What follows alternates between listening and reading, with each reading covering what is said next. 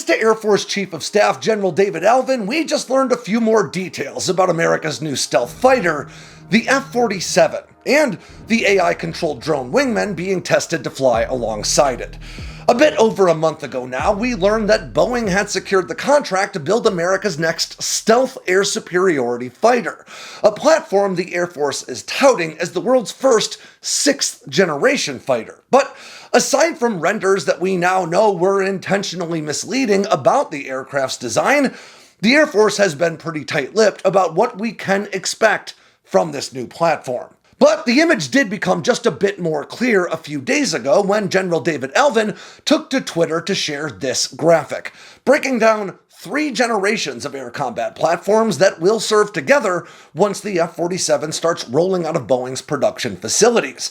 Now on the left, we see the 4th generation backbone of the Air Force's fighter fleet, made up of 226 F-15E Strike Eagles and F-15EX Eagle IIs, with more on the way, and then another 830 in-service F-16Cs and Ds.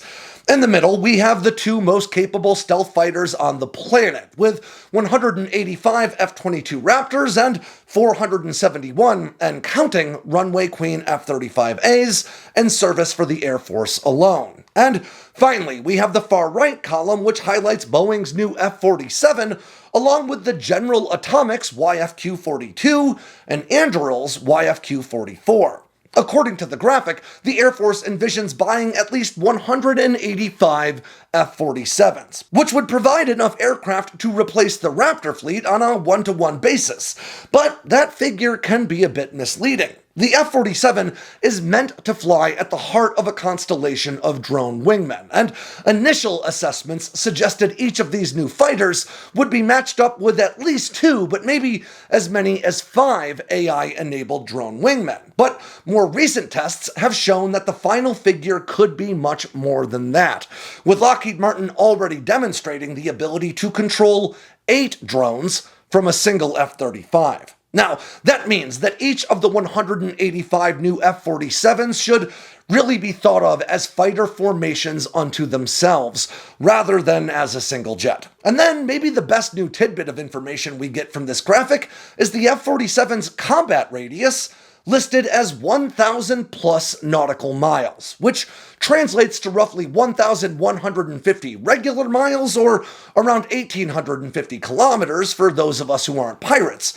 Now, combat radius, for those who aren't familiar with the phrase, is the estimated distance that an aircraft can cover before deploying its weapons and turning around to head back the way it came, meaning a fighter's combat radius is roughly half of its total unrefueled range with a combat load. And this is a huge improvement over the F-47's predecessor, the legendary F-22 Raptor, which has a publicly disclosed combat radius of just 590 nautical miles, or just shy of 680 normie miles on internal fuel alone.